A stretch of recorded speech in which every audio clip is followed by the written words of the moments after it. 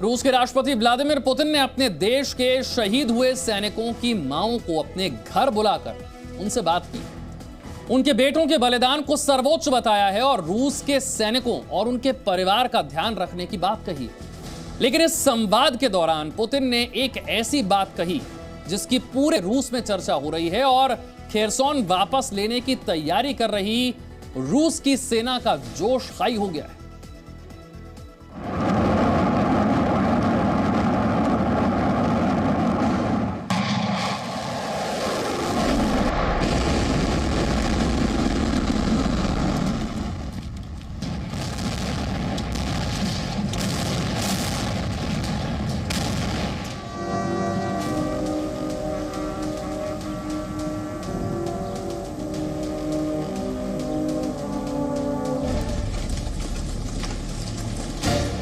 Ukraine में नरसंहार। ये अपने घर में जो 2 एक्स्ट्रा बेडरूम है उसमें होम स्टे बिजनेस करके महीने का 60,000 कमा रहे हैं। आपको भी ये करना है तो फ्रीडम ऐप को अभी डाउनलोड कीजिए। और सबसे खतरनाक वॉर के बाद दुनिया की कई महाशक्तियों की आंखों की किरकिरी बने व्लादिमीर पुतिन अपने देश में हीरो थे, हीरो हैं और हीरो रहेंगे। दुनिया कहती है कि पुतिन ने यूक्रेन वॉर में हजारों लाखों रूसी सैनिकों को झोंक दिया। हजारों रूसी सैनिकों की मौत भी हो गई, लेकिन इसके बावजूद रूस की मां अपने बेटों को देश के लिए युद्ध लड़ने को भेजने के लिए पूरी तरह से तैयार है। लेकिन दुनिया के लिए पुतिन इतने बुरे हैं तो उनके देश में लोग क्यों पुतिन पर जान छिड़कते हैं? इस सवाल का जवाब हर रूसी जानता है और आज हम आपको ये दिखाने भी वाले हैं। इतने बड़ा युद्ध के बावजूद, दुनिया भर के विरोध के बावजूद, युद्ध में जान गंवाने वाले सैनिकों की मां से बातचीत के दौरान कई बार पुतिन भावुक दिखे। अपने बेटों को याद करके माओं की आंखों में भी आंसू आए। लेकिन इसके बाद पुतिन ने एक ऐसी बात कही जिससे इन माओं का दर्द फख्र में बदल गया। Важно то, что мы все смертны, мы все под Господом. И мы когда-нибудь из этого мира все уйдем. Это неизбежно. Вопрос в том, как мы жили. Некоторые ведь живут или не живут непонятно, и как уходят от водки там, или еще от чего-то. Непонятно. А потом ушли, жили и не жили. Тоже не, и незаметно пролистнулось как-то. То ли жил человек, то ли нет. А ваш сын жил. Понимаете?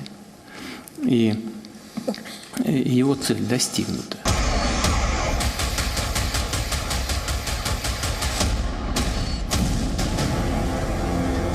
चौबीस फरवरी को शुरू हुए इस युद्ध में रूस के हजारों सैनिकों की जान गई है। रूस की सेना के हमले में यूक्रेन के कई शहर शमशान भी बन गए हैं।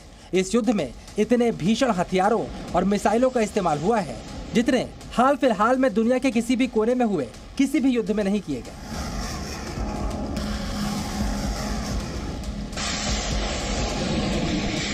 लेकिन जब रूस की सेनाएं यूक्रेन के अंदर घुसी तो उनको अमेरिका और नेटो से यूक्रेन को मिल रही मदद की वजह से बड़ा नुकसान उठाना पड़ा।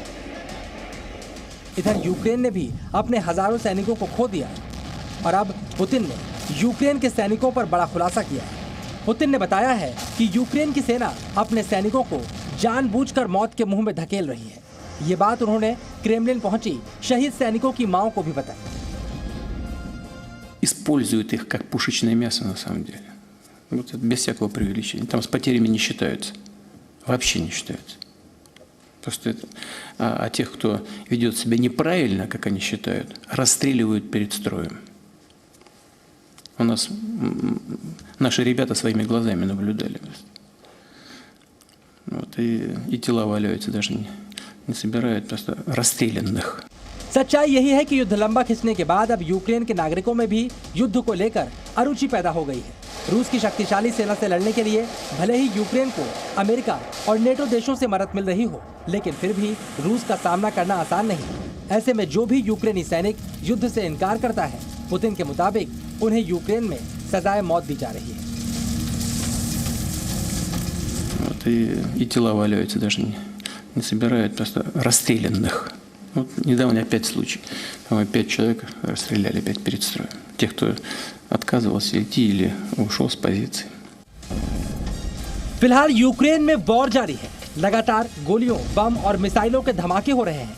यानी दोनों ही तरफ से सैनिकों की मौतें भी होंगी। वैसे अपने सैनिकों के नुकसान को कम करने के लिए पुतिन ने खेरसौन से रूसी सेना को पीछे हटा लिया था, लेकिन अब रूस की सेना फिर से खेरसौन पर कब्जे की तैयारी कर रही है। और जिस तरह पुतिन ने अपने शहीद सैनिकों की मांओं से संवाद किया है, उसके बाद सेना का जोश भी हाई है और पूरे रूस में इसकी चर्चा भी की जा रही है। ब्यूरो रिपोर्ट, जी मीडिया। ये अपने घर में जो 2 एक्स्ट्रा बेडरूम हैं, उसमें होम स्टे बिजनेस करके महीने का 60,000 कमा रहे हैं। आपको भी ये करना है तो फ्रीडम ऐप को अभी डाउनलोड कीजिए।